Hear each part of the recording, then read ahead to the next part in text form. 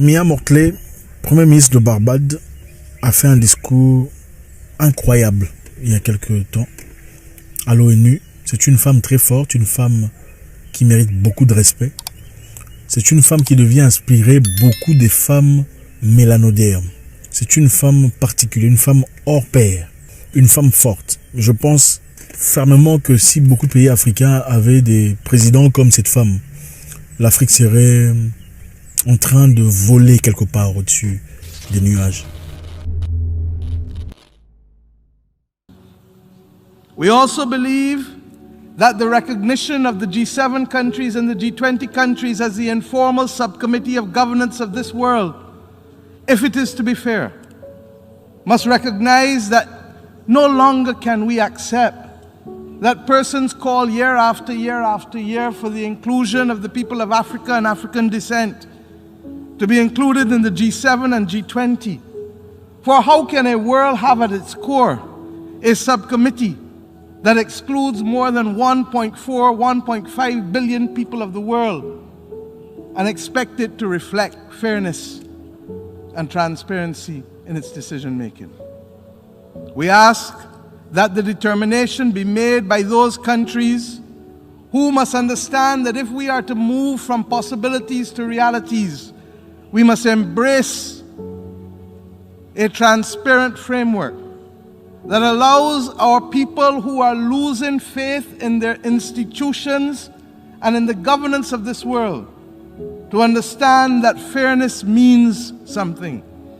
Mia Mottley, pendant qu'elle s'adressait au président du monde, aux dirigeants du monde, à l'Assemblée nationale, à l'ONU, elle a mentionné des choses très intéressantes. Elle a commencé directement, elle n'a pas perdu le temps. Elle a fait un moment de bonjour, des salutations, tout le bazar. Directement, elle a dit, vous savez, le Conseil de sécurité gardé entre les mains d'un certain groupe de personnes, c'est le Conseil de sécurité du monde, de l'ONU, préservé, gardé entre les mains d'un certain groupe de personnes, nous emmènera toujours à la guerre. C'est-à-dire, vous savez, le Conseil de sécurité de l'ONU, il y a des places permanentes pour certains pays qui ne changent pas. Donc ces personnes sont parmi ceux qui décident sur le monde. En fait, ce qu'on vit aujourd'hui dans la vie, c'est souvent décidé par ces personnes. C'est quelques pays qui emploient leur droit de veto sur des situations et qui souvent créent la guerre. Elle avait raison de le dire. Très peu de personnes ont eu le courage de le dire ouvertement comme ça. À part Kadhafi et Mugabe qui l'a dit avant. Le Conseil de sécurité gardé entre les mains d'un groupe spécifique de pays nous mènera toujours à la guerre.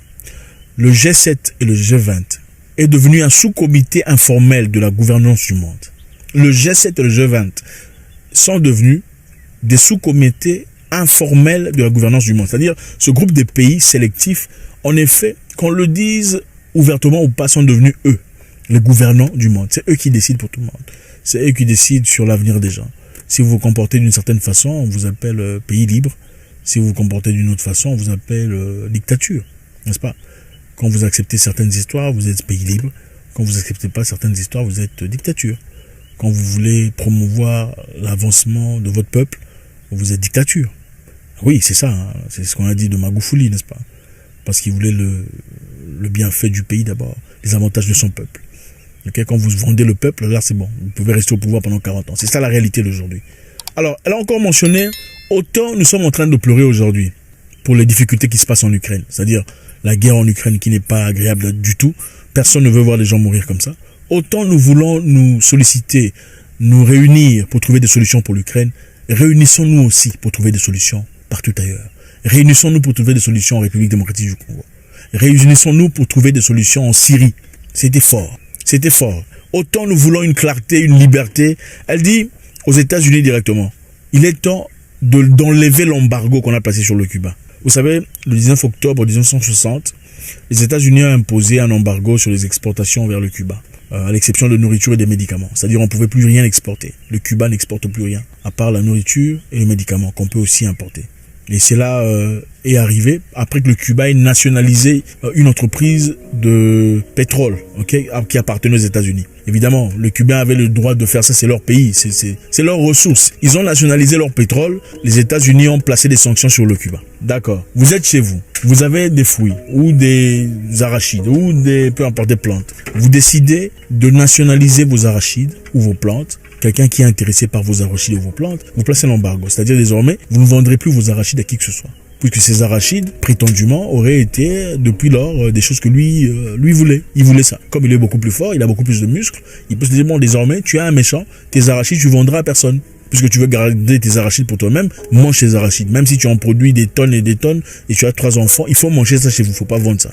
Parce que tu ne veux pas me donner, à moi, l'exclusivité de la vente de tes arachides. Alors, elle dit, le moment est venu d'enlever l'embargo sur Cuba. L'embargo placé en 1960.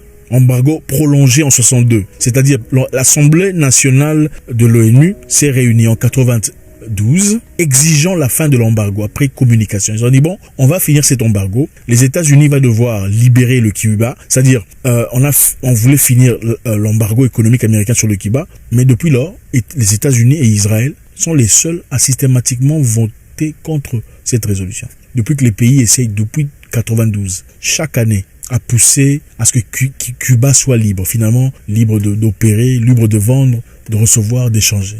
C'est les États-Unis et Israël qui s'opposent chaque année à cette résolution. On punit qui?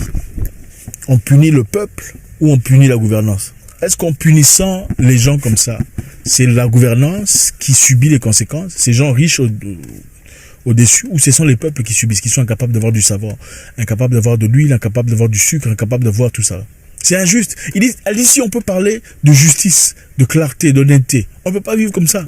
On ne peut pas vivre dans un monde où il y a plus de 1,4 milliard de personnes vivant, mais qui ne sont pas représentées dans le Security Council, Conseil de sécurité. Ce n'est pas assez incohérent. 1,5 milliard de personnes ne sont pas représentées à l'ONU.